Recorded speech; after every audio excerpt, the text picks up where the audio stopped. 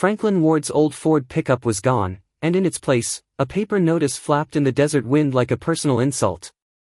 The sun hadn't even cleared the edge of the Ocotillo when he stepped outside, coffee in one hand, clipboard in the other. Same boots, same porch creak, same habits formed over decades. But this morning, the driveway was missing something too heavy to go unnoticed. At first, he blinked against the light, thinking maybe he'd parked on the other side of the lot. But no. The truck was gone. The only thing left was a bold notice, laminated and slapped onto a wooden stake like a sheriff's decree. He walked over, his back straightening slowly, the smell of sun-baked gravel rising as the heat began its daily climb. He'd parked in that same shady spot for 14 years. Habits half a man's heartbeat, he used to say. Franklin bent slightly, peeled the laminated notice from the stake, and read each word as if it had been written by hand, not mass-printed by someone who'd never fixed a fence post in their life. Unauthorized vehicle, towed by HOA order. There was a signature block at the bottom, but no signature. Just a seal and a date. Yesterday. He folded the paper, slid it into the back pocket of his worn khakis, and turned toward the sound of a gate clicking. Lester, from next door, was stepping out with a watering can and a puzzled look. "Morning, Frank. You head out early?" Franklin shook his head once. "They towed it." Lester winced. "Dang. Over that old truck. Thought she was part of the landscape by now." "She was," Franklin said. "Apparently that's the problem." Lester leaned on the fence, squinting. "You get a warning?" "Not one that stuck." "Well, Karen's been on a tear lately. Said at the last board thing we needed visual harmony. Whatever that means. My wind chimes didn't match the color scheme." Franklin gave a dry exhale that could have passed for a chuckle. "I'll be out for a bit." He didn't slam the screen door. Just closed it behind him with the same calm as always, keys in hand, clipboard tucked under arm, and a note scribbled on the pad, "Check truck. Call Ellis." Dot's place sat 2 miles east, tucked under a faded green awning that hadn't been replaced since the Bush administration. Franklin passed it on foot without stopping, though the smell of bacon and sourdough toast made his stomach twitch. He didn't like arriving at a fight hungry, but he liked arriving late even less. The impound lot looked like every impound lot: metal chain fence, sunburned gravel, and an office trailer that still had last year's county fair sticker on the window. Inside, a young man behind glass wore a blue shirt with "Ricky" stitched over the pocket. He didn't look up until Franklin tapped the counter gently. "Pick up. F-150. Forest green. Pulled yesterday." Ricky typed without blinking. "Ward, right?" "Yeah, got that one. HOA drop-off. Need ID and the retrieval fee." Franklin slid over his license. "How much?" $450. Goes up 50 a day if it sits." Franklin nodded once, slow and quiet. He reached into his wallet, unfolded a wad of 20s that looked like they hadn't been touched since gas was under $2 a gallon, and counted them out carefully. Ricky gave a quick nod, stapled a receipt to the claim form, and buzzed the gate. It wasn't the money that stung. It was the principle. But Franklin didn't say that out loud. He just took the keys Ricky handed over, walked the length of the lot, and found his truck sitting between 2 compacts, dusted in fine sand but untouched. The sight of it there, harmless and unmoving, made his jaw set. He turned the key. The engine started without hesitation, a deep purr more familiar than any voice. As he eased onto the road, the sun climbed higher, casting long shadows from the ironwood trees lining Desert Palms Main Street. The subdivision gates stood open, symbolic or just broken, hard to say. Franklin slowed as he passed the HOA office, a white stucco box with freshly painted shutters and nothing inside but paper and policy. He didn't glance at it long. Just enough to register that the mailbox out front was overflowing with glossy newsletters and unclaimed notices. Later, back on his porch, he sat with a fresh cup of coffee, lukewarm from distraction. He opened the small notepad he kept in his shirt pocket and flipped past grocery lists and lumber dimensions until he found a clean page. 3 words. Just enough. Ellis. Tomorrow. Noon. Franklin stood again, walked out toward the street, and paused by the curb, watching dust swirl in little loops along the asphalt. The stake from the notice was still in the dirt. He pulled it out, rolled it once between his palms, and set it neatly beside the trash bin. Then, without hurry, he adjusted his straw hat, looked up at the sun now bearing down over the rooftops, and said to no one in particular, "If they claim the dirt, I'll check who holds the deed."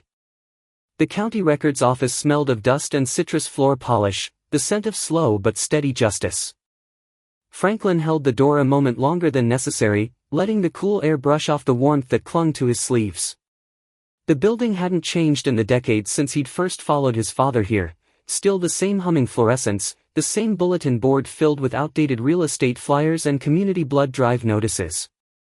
The kind of place where things moved by process, not pressure. He'd parked around the side, in a space with no signs, no striping, no permission required.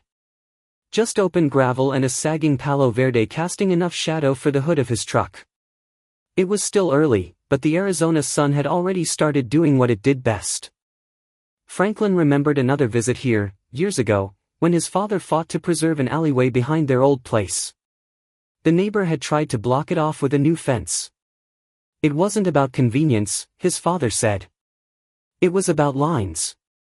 Always know where your lines are.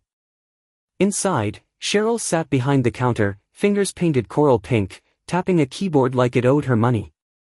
She looked up over reading glasses when Franklin approached, offering a half-smile that hadn't aged in 20 years. "Mr. Ward," she said, not needing him to introduce himself. "Haven't seen you since the zoning fiasco with the feed store." "Hope this one's simpler," he replied. Cheryl leaned forward.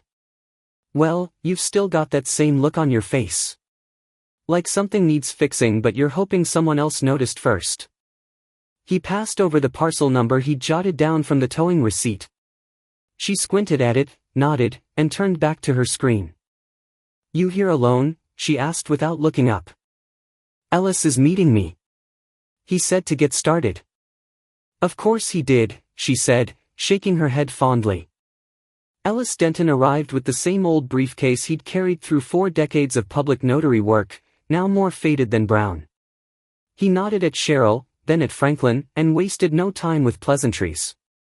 "You got the parcel ID?" he asked. Franklin handed it over, and Ellis murmured as he read. "Pulled from HOA citation." Franklin gave one sharp nod.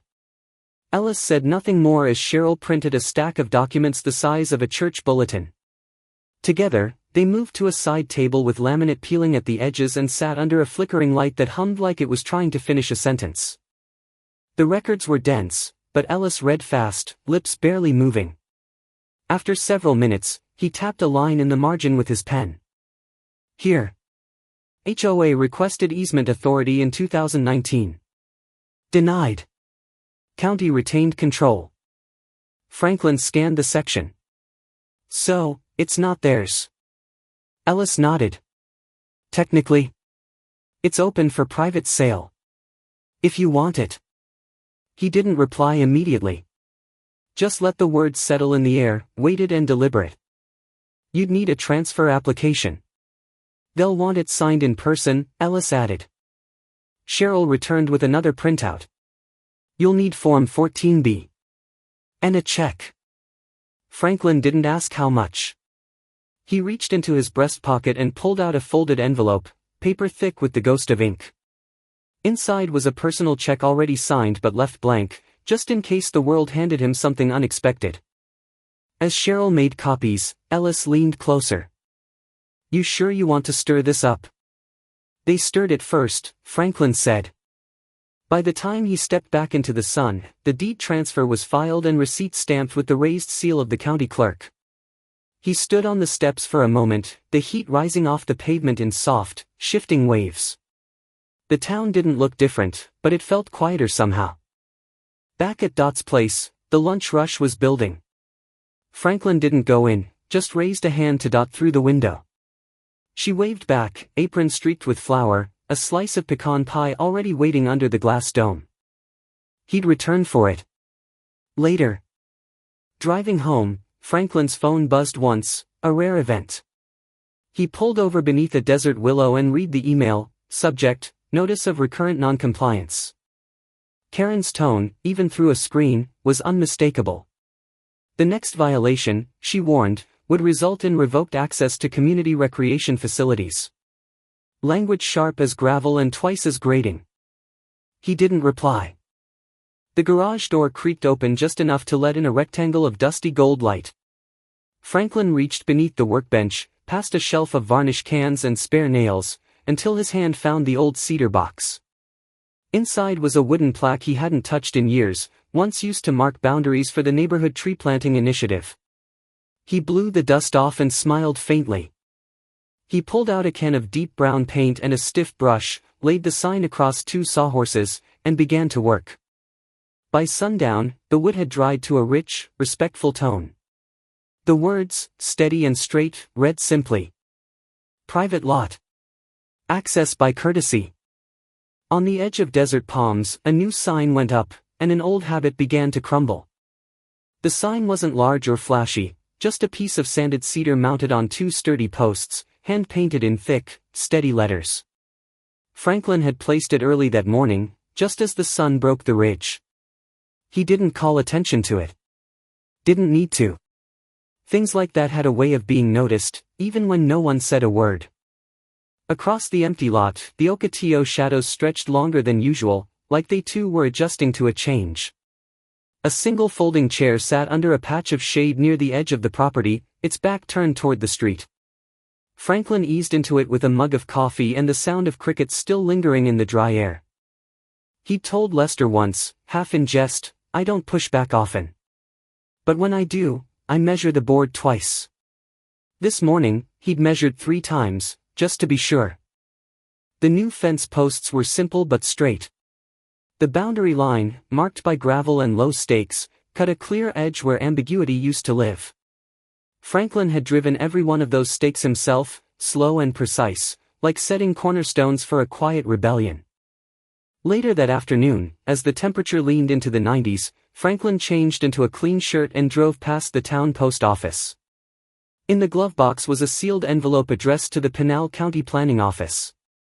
Inside, a signed declaration of land use, simple and legal, confirming his intent to maintain the lot as a controlled access property. No fanfare. Just ink and process. Back in Desert Palms, the community center buzzed with folding chairs, fruit punch, and cheerful posters bearing clip art leaves. The HOA's monthly meeting had drawn a larger crowd than usual, mostly due to the announcement Marlene Beckett was expected to make. She arrived precisely at 5 p.m., clipboard in hand, pastel blazer crisp despite the heat. Her voice, as always, carried well in confined spaces. This year's Fall Harvest Festival will be our biggest yet, she said, gesturing toward a glossy printout of the community layout. We'll be using the entire west lot for parking overflow, which should accommodate guests from all 3 neighboring developments. A few polite claps followed. One resident asked about shuttle routes.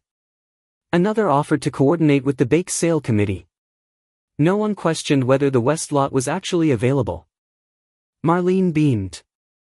It's the same space we've always used. No issues there.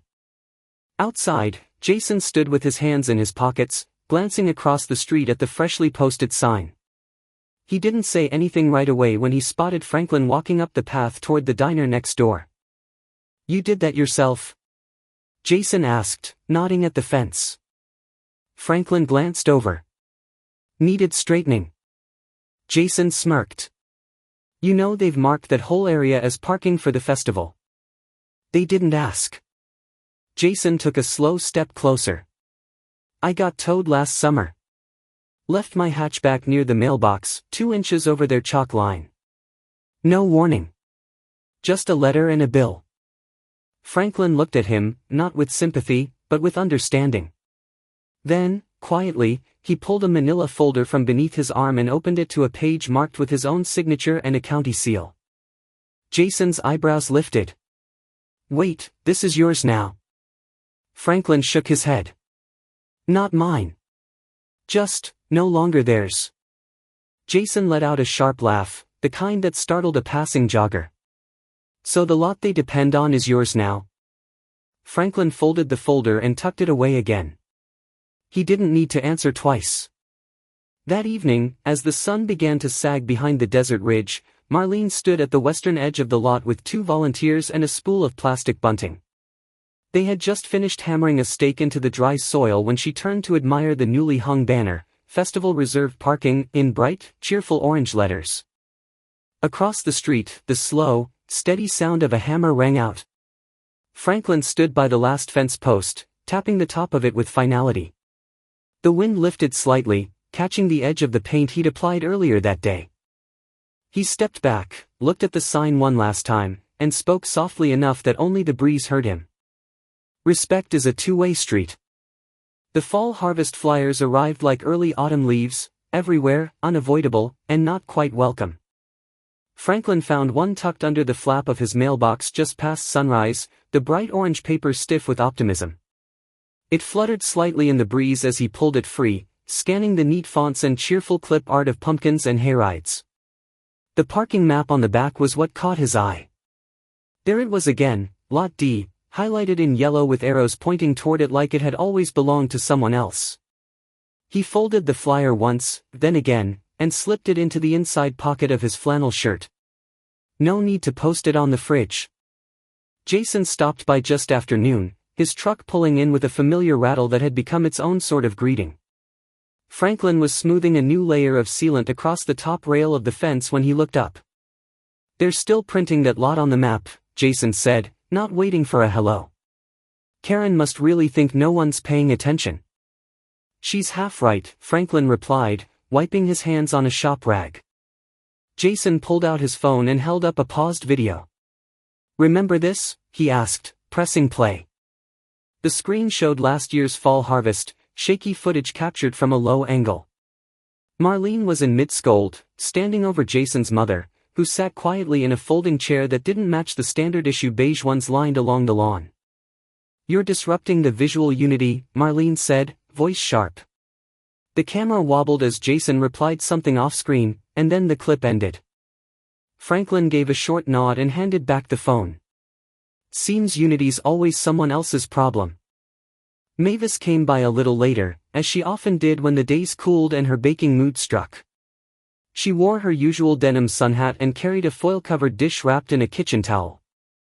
"Thought you might like a cobbler," she said, setting it down on the porch rail without ceremony. Franklin peeked under the foil. "Peach?" "Of course."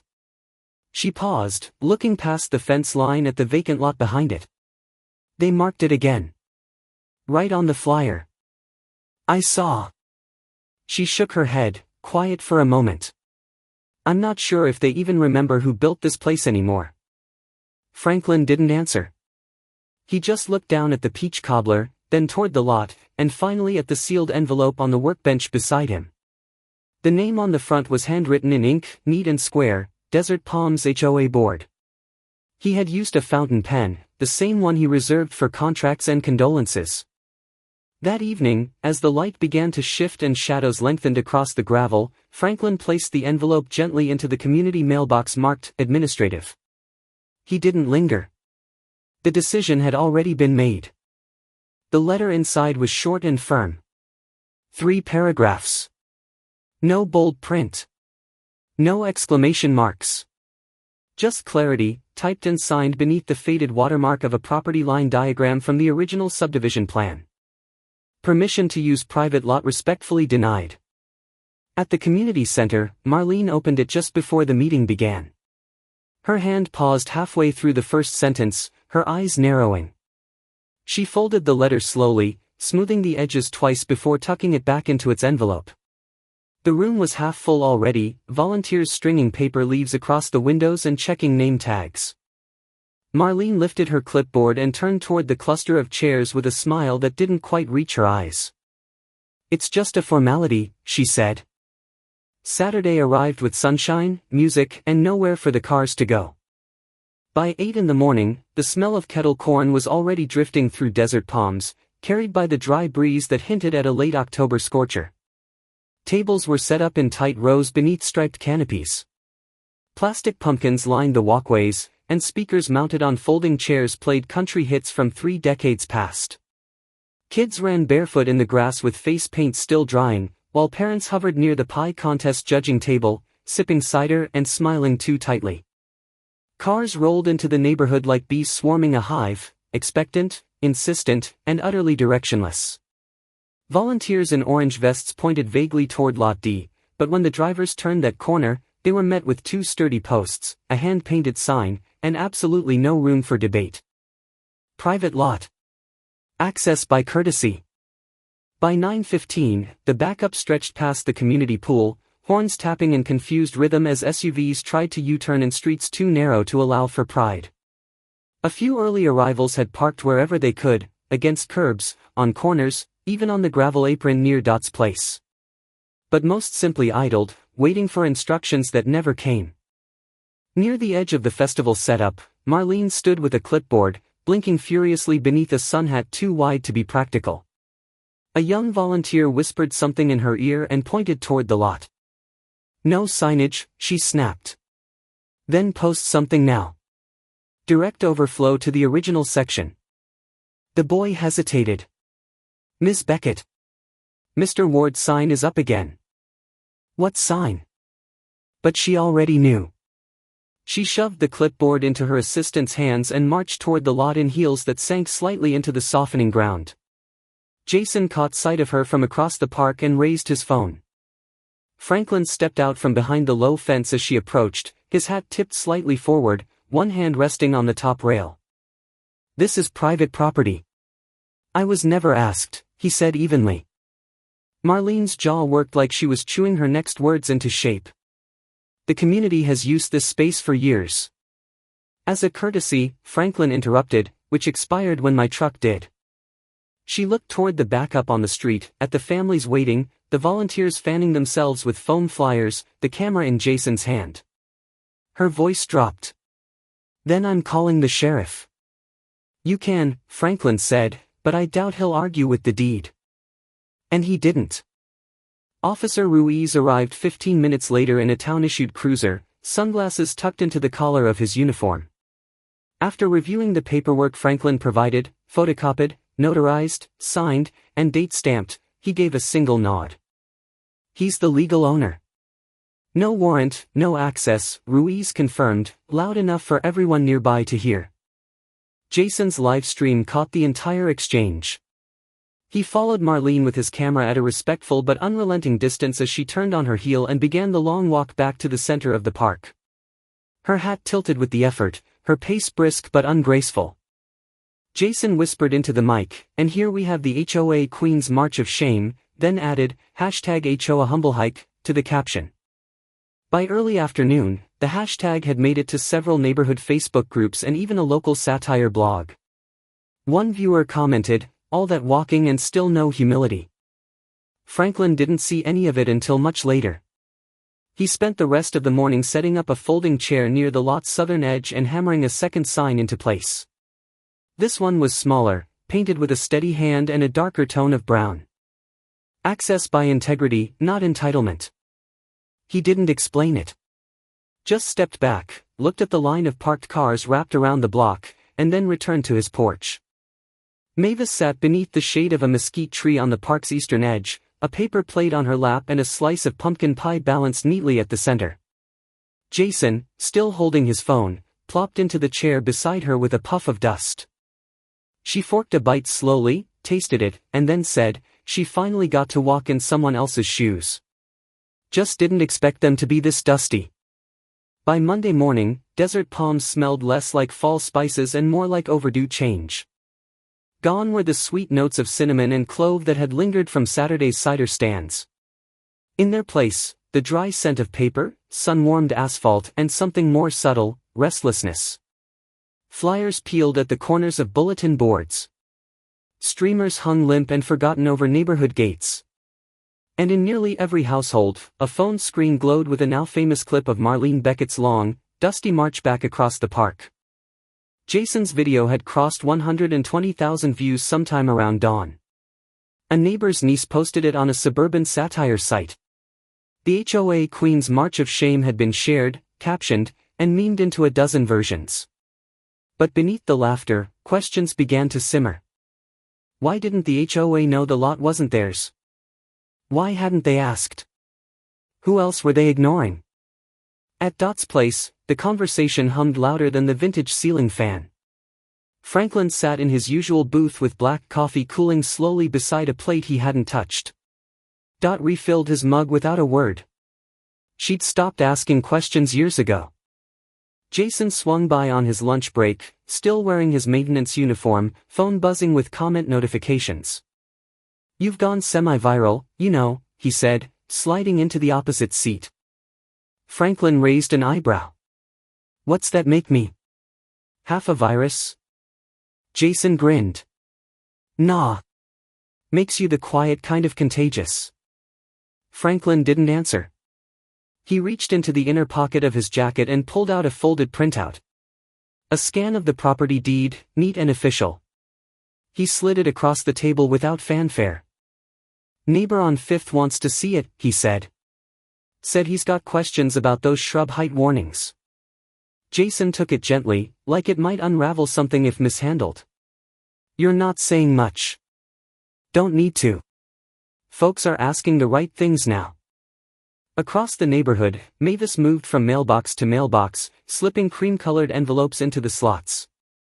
Inside each, a printed invitation with a handwritten postscript. "Let's talk like neighbors again." Her peach cobbler had cooled on a windowsill that morning, untouched, a rare sign that something bigger was baking. At the HOA office, the inbox pinged non-stop. Dozens of residents wrote in, quoting bylaws, requesting clarifications, demanding minutes from previous meetings. The newsletter box overflowed with unopened copies.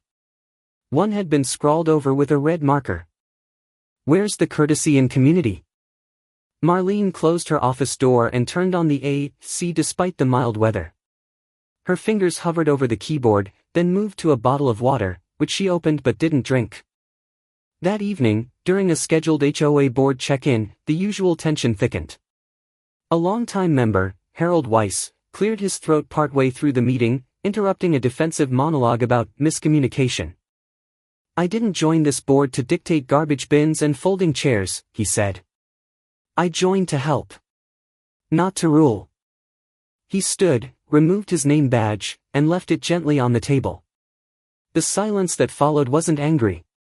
It was heavy with realization. Later that night, Franklin sat on his porch, listening to the wind tease the gravel. The stars were brighter than usual, less light pollution, perhaps, or just less noise. His phone buzzed once. "Ellis." "You didn't fight her," Ellis said simply. "You reminded people they still have a voice." Franklin looked out toward the freshly painted sign at the edge of the lot. "I didn't need to raise mine," he said. "I just stopped letting hers speak for everyone." The next morning, the mail arrived early. Among the circulars and utility bills sat an envelope with blue ink addressed by hand. "Mr. Ward, please attend the resident assembly. We want your voice there." The folding chairs creaked under the weight of shared frustration, while the banner above read simply, "Resident Assembly." It was an unusually mild evening for November in Arizona. The air held a quiet coolness, just enough to nudge people into sweaters and denim jackets, not enough to chase anyone inside. In the backyard lot behind the Desert Palms Library, strands of old Christmas lights flickered over folding tables borrowed from the firehouse. The circle of chairs was imperfect, made up of mismatched plastics, a few camp seats, and even a lawn recliner that sagged in the middle. No one sat at the front. That was intentional. Mavis stood first. She didn't raise her voice. She didn't need to. A hush fell naturally as she stepped into the light, her hands resting on a stack of note cards she didn't end up using.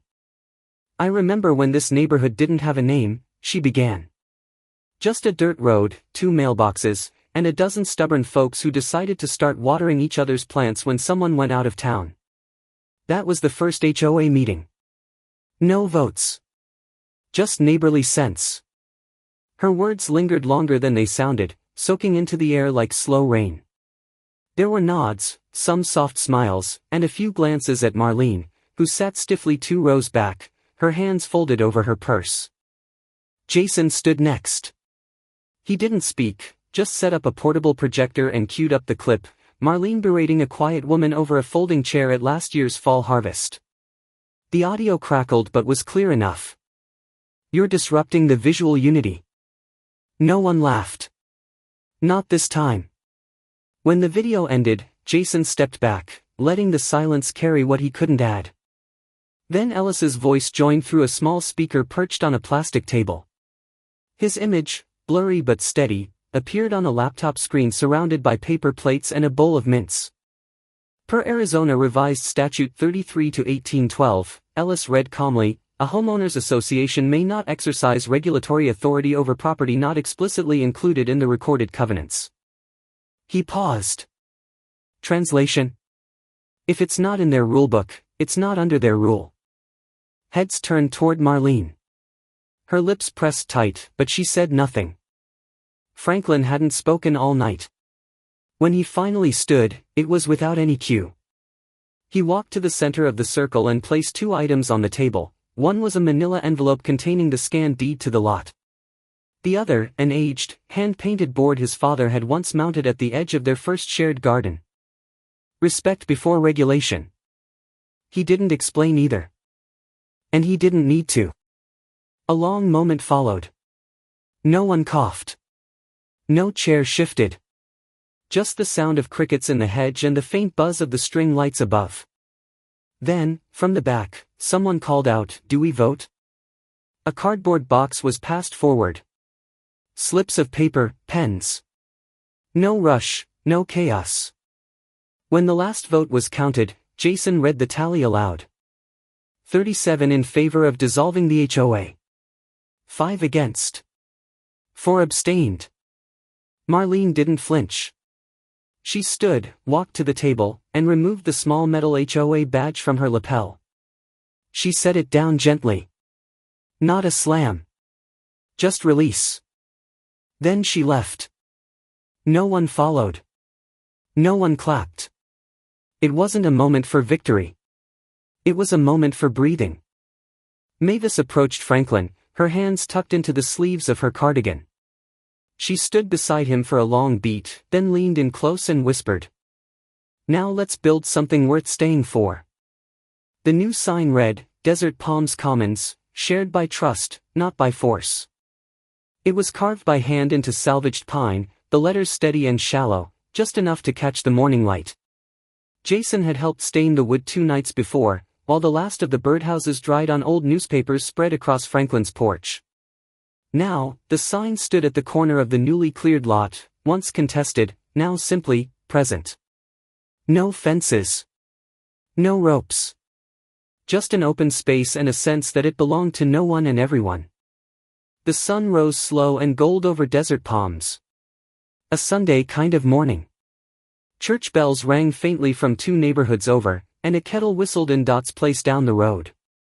On the lot, chairs were unfolding, thermoses unscrewed, folding tables creaked into place with the familiar rhythm of people doing something ordinary, and therefore sacred. Children clustered around a folding bench stacked with scrap wood and paintbrushes. Jason leaned over their shoulders, showing them how to brace a plank while talking gently into his live stream mic. "This one's made from Mr. Ward's old fence," he said. "You can still see the nail holes." The kids marveled at the marks like hieroglyphs. One of them dipped a brush in sky blue paint and swirled a spiral where the knot of the wood curved. On the far end of the lot, Mavis was handing out cups of hibiscus tea, laughing as she refused to name the ingredients in her peach hand pies. "If I tell you, I'll have to start charging," she warned. Franklin sat beneath the shade of a freshly planted desert willow, its slender branches still finding their direction. The chair beneath him was simple, metal frame, canvas seat, the kind sold in hardware stores with a warning label for wind. A girl in a navy sweatshirt walked across the gravel, holding a folded piece of paper and a canvas bag. She stopped just short of the willow's shadow. "Mr. Ward?" she asked. He looked up, eyes soft beneath the brim of his hat. "I'm Tessa," she said. "Karen's niece." Franklin nodded once. Not surprised. Not unkind. She asked me to bring you this, Tessa said, offering the letter. He took it, unfolded it, and read quietly. The words were simple, a thank you, an apology, and a sentence that read, "It was never about the truck, was it?" Franklin folded it again and slid it into the inside pocket of his vest. He gestured toward the chair beside him. She sat. From his canvas bag, Franklin drew out an old wooden notebook. The leather spine was cracked, and the pages inside held a combination of typed lines and scribbled notes in steady, carpenter's script. "My father's," he said. "He wrote about fences. And people." Tessa accepted it with both hands, her grip gentle. "Thank you," she said. He didn't answer. Just watched the breeze lift the edge of the common sign as if nodding approval. A boy, no more than 8, ran up to the base of the tree, cheeks flushed from paint or pride, or both. "Mr. Ward," he called. "Can we paint our fence like yours?" Franklin tilted his head slightly, lips curving. "Only if you promise to get it dirty first." The laughter that followed rolled gently through the lot, carried on warm air and the low hum of something being made new, not with a bulldozer, but with a broom, a pie, a story. Jason's camera panned slowly across the scene. Children brushing paint, neighbors sharing folding chairs, someone adjusting a crooked signpost with a rubber mallet. At the edge of the frame, just beneath the new tree's leaves, the lens caught a portion of the old reclaimed board, now mounted against a white slab of stone. The words carved into it were quiet but clear. This space was once claimed. Now it's simply shared. On a quiet Sunday morning in Desert Palms, laughter replaced complaint, and old fences gave way to shared benches beneath a young desert willow. The signs once used to divide were painted over by children's hands, their colors bright and unburdened. What began with a towed truck ended with a community rediscovering its voice, not through anger, but by remembering what respect looked like before it had rules attached. When power forgets its purpose, silence can let it grow unchecked, but a calm, steady act of integrity can tilt the balance back toward fairness. Perhaps the lesson isn't in the shouting, but in who still shows up after the noise fades. Like a porch light left on through a long night, quiet defiance has a way of leading others home.